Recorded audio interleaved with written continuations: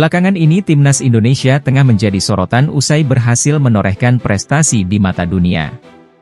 Diketahui, timnas Indonesia berhasil lolos di kualifikasi Piala Dunia berkat asuhan Shin Tae-yong.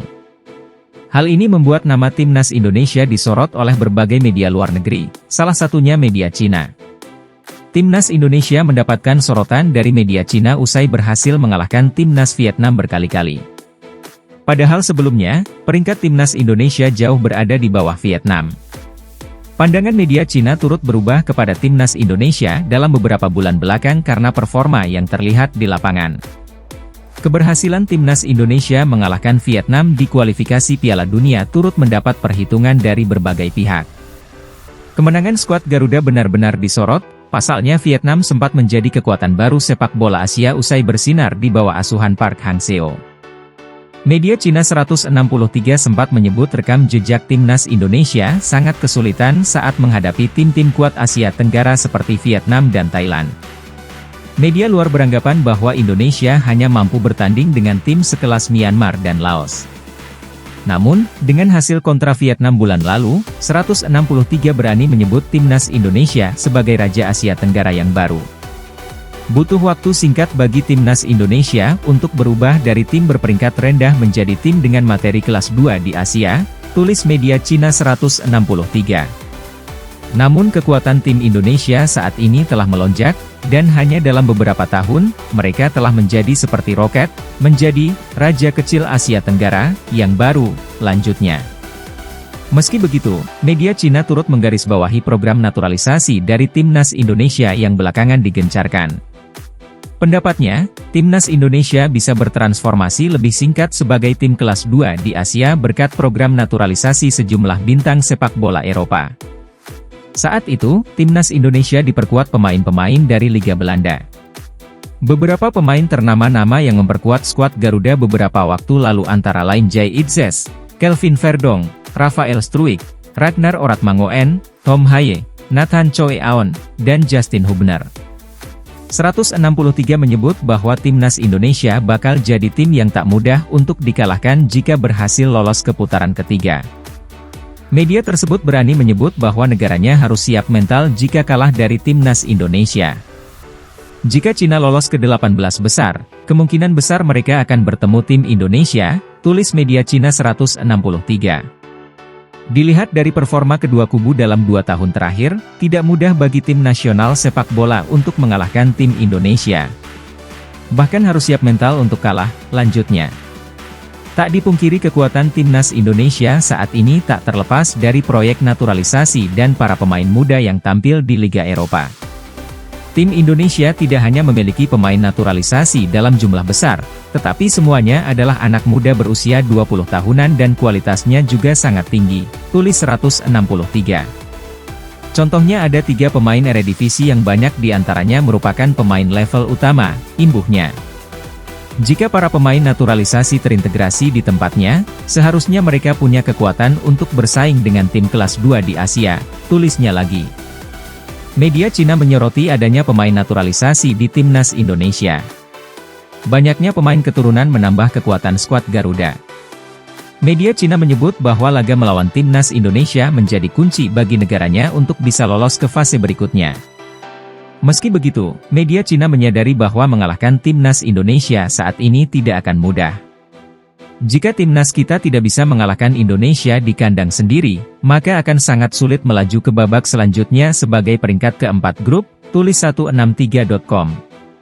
Sebagai penutup, media Cina 163 mengatakan bahwa jika timnas Indonesia tidak memiliki pemain keturunan, maka skuad Garuda justru mudah dikalahkan. Kini timnas kita akan menghadapi Indonesia yang punya banyak pemain naturalisasi. Kita harus menunjukkan semangat penuh, pungkasnya.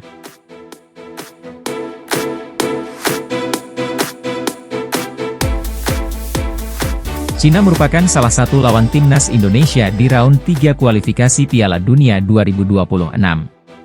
Sama seperti skuad Garuda, Dragon Team juga punya beberapa naturalisasi. Grup neraka terjadi di grup C putaran ketiga kualifikasi Piala Dunia 2026. 3 tim kuat Jepang, Australia, dan Arab Saudi tergabung menjadi satu. Sedangkan 3 tim lainnya yang dianggap sebagai non-unggulan adalah Bahrain, Cina, dan Timnas Indonesia.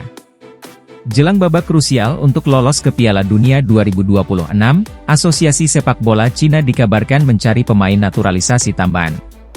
Menurut laporan 163.com, ada 2 nama yang masuk incaran Cina yaitu Serginho yang bermain Changchun Yatai dan Oscar di Changzhou Mixed Lions.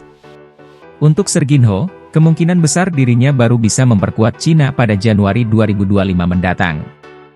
Kemudian untuk Oscar masih belum menemui titik terang.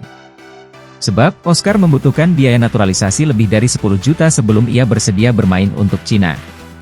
Adapun Dragon Team memang punya beberapa pemain naturalisasi. Kebanyakan mereka berasal dari Brasil seperti Alan, Elkeson, dan Fernandinho. Sedangkan Timnas Indonesia juga punya banyak pemain keturunan. Namun bedanya untuk Sandy Walsh dan kawan-kawan punya darah keturunan.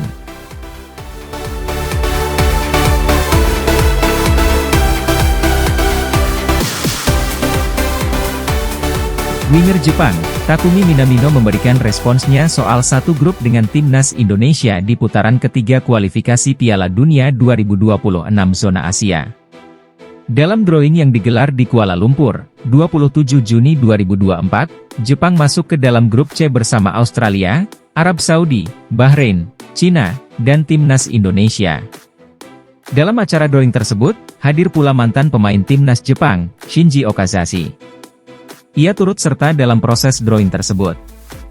Takumi Minamino memberikan respons terkait hasil drawing yang menempatkan Jepang ke dalam grup C. Saya pikir Okasan menggambar sesuatu yang saya sebenarnya tidak ingin dia gambar, kata Minamino. Lebih lanjut ia menilai lawan-lawan yang akan dihadapi tidaklah mudah, termasuk Timnas Indonesia.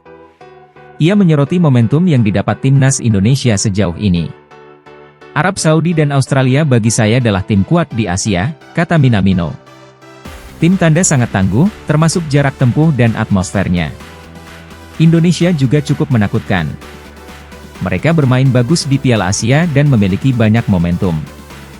Ini adalah grup yang Anda tidak boleh lengah bahkan dalam satu pertandingan, ujarnya, dilansir dari Nikkei Sports.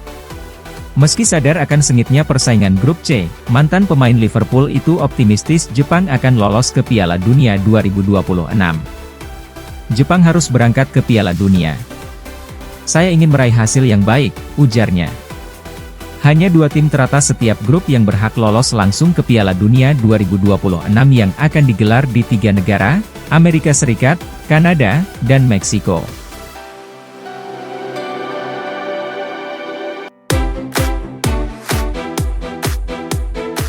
Publik Korea Selatan menyinggung popularitas di luar nalar Shin Tae-yong di Indonesia yang menyebabkan terwujudnya perpanjangan kontrak. PSSI dan Shin Tae-yong resmi menyepakati kerja sama baru lewat perpanjangan kontrak sebagai pelatih Timnas Indonesia hingga 2027. Kabar ini tak hanya mengguncang publik Indonesia, tetapi juga sudah sampai ke tanah kelahiran Shin Tae-yong, Korea Selatan. Publik Korea Selatan lewat salah satu media lokalnya, Net Sports, menyinggung beberapa alasan yang membuat Shin Tae-yong lebih memilih Indonesia ketimbang Korea. Seperti yang diketahui bahwa sebelum adanya kabar resmi mengenai perpanjangan kontrak, Shin Tae-yong sempat dikaitkan dengan kursi pelatih Timnas Korea Selatan. Ya, kursi panas yang pernah ia duduki dalam tempo waktu cukup singkat hingga akhirnya ia tinggalkan pasca Piala Dunia 2018 Rusia selesai.